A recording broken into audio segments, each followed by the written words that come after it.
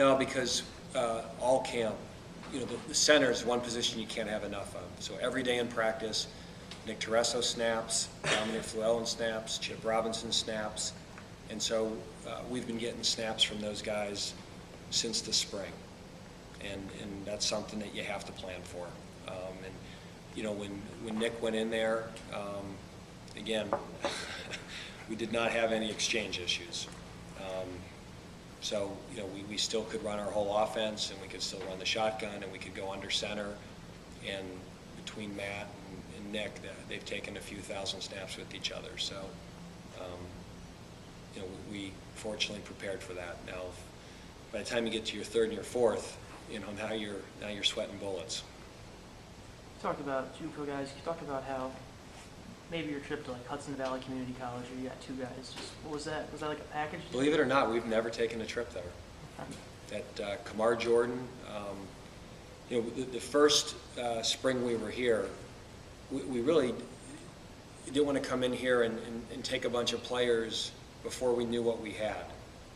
And then it became extremely obvious after the first spring that between Freddie being a senior, Chris Wright being a senior, Tyrone Prawny and Calvin Wiley both going into their senior year, that our wide receiver core was going to be decimated after 1 year. And Kamar was a guy that we got tape on, and he was still out there late. And a coach, Mike Elko, who had come from the Hofstra staff, said that it was a guy that they really liked and they were going to offer until they got another commitment. And we took him, and we liked the film, but we didn't know a lot about him, but we just thought it was worth taking a chance just because we were going to lose almost every receiver in the program. Well, now he's starting for us, and you got Tyrone and Cal, who, because they got hurt, are back. So he certainly is having a good year, but if we didn't have those other two, it'd be even more critical. And it was really hard last year because we really wanted to play him last year. When Calvin got hurt, and Tyrone got hurt, and Derek Brighton got hurt, we wanted to play Kamar because of how talented he was, but he just didn't understand the offense. And the one thing I said to our staff is, well, what if next year he really picks up the offense well, and then he graduates? Aren't you going to wish we had him for that last year?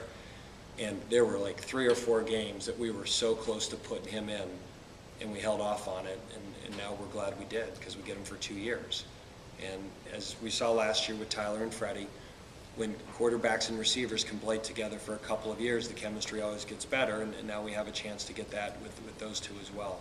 And then Eugene Cooper went to the same school as him. Was that a package deal? Not a package deal at all. Just he's a walk-on, and he was friends with Kamar, and needed a place to go, and really nobody had offered him. And he asked Kamar, "Are you happy there?" And Kamar said, "Yeah, I love it here.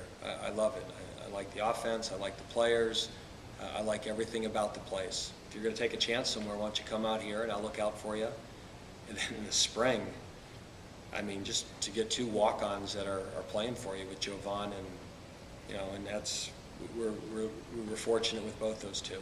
And Eugene Cooper, the other thing about him is just such a class young man, just willing to do anything. He's become our starting punt returner, and I think he's a guy that will play more and more, and I think next year will be one of our key players.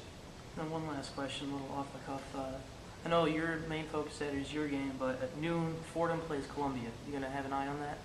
I'll look at the score afterwards.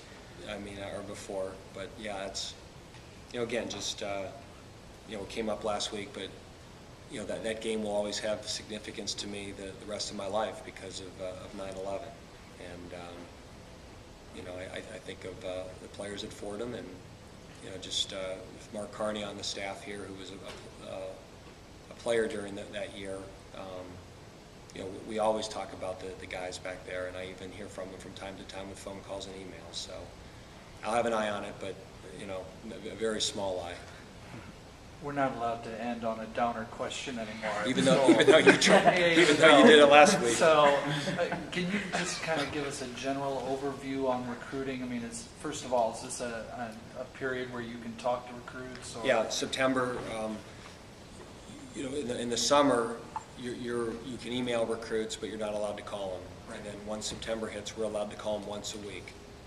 So, all of our top guys will hear from us once a week. And, the first home game is a chance for a lot of our top recruits to come up for an unofficial visit and see a game at Bowling Green in the Doit and watch the Falcons play at home for the first time. And can you kind of give me an overview on what your recruiting situation is? I mean, my understanding is you don't have a lot of scholarships to give. I mean, just a general. No, well, I mean, the last 2 years, because of all the players that left and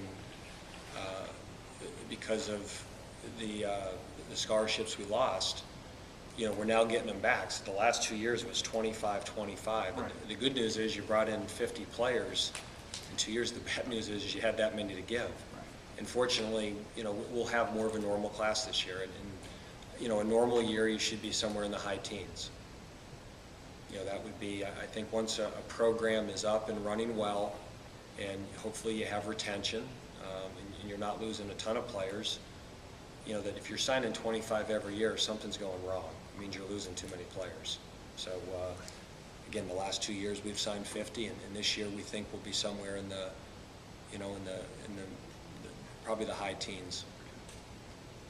You're getting so many junior college walk-ons though that are starting.